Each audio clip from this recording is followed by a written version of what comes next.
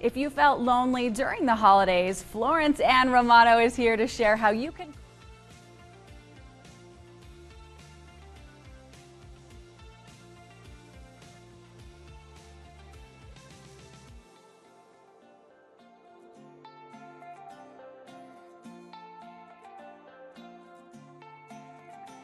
If you felt lonely during the holidays, Florence Ann Romano is here to share how you can cultivate meaningful connections, embrace self-care, and create a sense of belonging in the new year. Welcome to the show, Florence. Great to see you. So good to see you. Happy New Year. Here we go, 2025. That's right. We got to do Let's it. do this. Happy New Year to you. Okay, why is this so important to build ourselves a village? No matter whatever the new year is, I feel like this is something we kind of drag into every new year with ourselves is this idea of connection and loneliness. And I feel like we haven't gotten better at this ever since COVID. We're 5 years after COVID now, and we're still talking about this disconnect in our society today and this ever-growing loneliness. And so it seems to be a part of our culture now and not just this fad. So I think we need to remember that this is an active exercise for ourselves as a society, for our personal ecosystems, and we need to remember that if we're feeling it, then other people probably are too. And that's also common ground for us to connect on.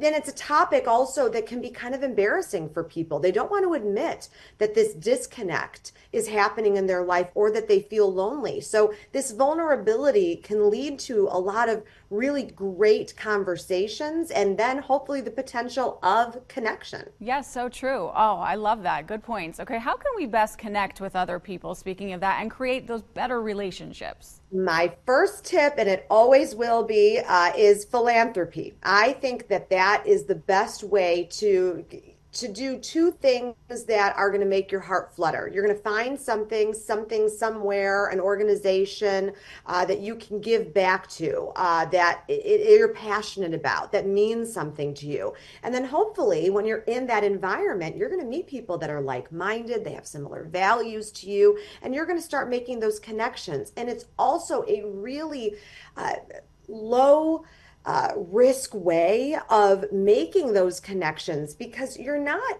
going to just be putting yourself out there and you're like, man, I'm worried I'm going to be rejected and what are they going to think of me? You're actually going to think to yourself, okay, we already have something in common. And so you can walk in there already knowing you're going to have service to do, but you're also going to be having conversations with people that's already going to give you something that's relatable. So philanthropy is my first tip in this new year for you. If you are out there looking for a way to connect, go ahead, throw it into Google, look what's going on in your community, ask people, whatever it is, however you find information, however you source that, it's a really great way to start making new friends. Oh, good tip. Okay, we have about 30 seconds left. How does social media play a role in this, and what can we do to protect ourselves? Is there one tip you can give us? I would say limit your time with social media. I need to take my own advice sometimes, but we compare ourselves all the time to what we see on social media. And we go to sleep at night with this heaviness in our heart because we're subconsciously comparing ourselves. So limit your time and make sure whoever you are following, whatever you are digesting in terms of content is actually good for your mental health. Oh, such good reminders. All the information is at the bottom of your screen for more. Thank you, Florence. Have a wonderful day. Great to see you, and Happy New Year.